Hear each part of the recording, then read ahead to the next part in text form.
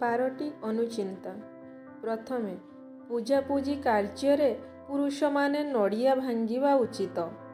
ଦ୍ୱିତୀୟରେ, ଭୂମି ଉପରେ ଆସନ ପାରେଇକି ବସି ଖାଇଲେ ମଙ୍ଗଳମୟ ହୋଇଥାଏ।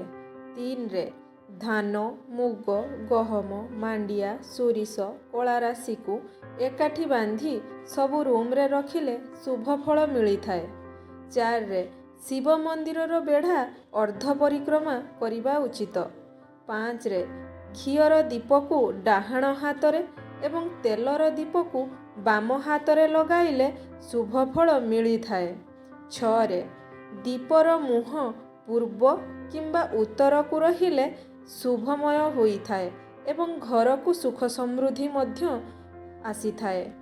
7ରେ, ଖରାପ ସ୍ୱପ୍ନ ଦେଖିଲେ ମନ ଦୁଃଖ ନ କରି ସକାଳ ହେବା ମାତ୍ରେ ଗୋଟାଏ ଘାସକୁ ମୁଣ୍ଡରେ ମାରି ଫୋପାଡ଼ି ଦିଅନ୍ତୁ। 8ରେ, ରବିବାରରେ ଦୁବ ଛିଣ୍ଡାନ୍ତୁ ନାହିଁ।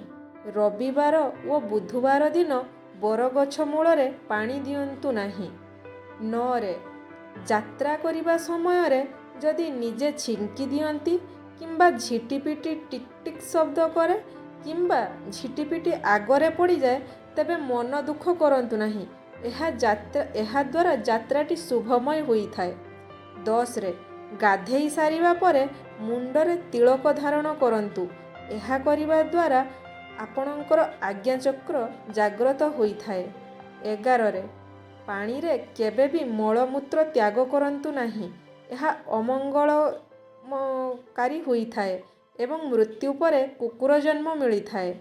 12ରେ, ଭୋଜନ କରିବା ପୂର୍ବରୁ ଗାଈ ଗୋରୁଙ୍କ ପାଇଁ କିଛି ଖାଦ୍ୟ ବାହାର କରି ରଖିଦିଅନ୍ତୁ।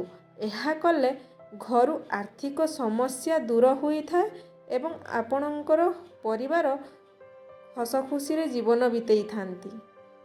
ଯଦି ଭିଡ଼ିଓଟି ଭଲ ଲାଗୁଥାଏ ତେବେ ଲାଇକ୍, ସେୟାର ଏବଂ ସବସ୍କ୍ରାଇବ୍ ନିଶ୍ଚିତ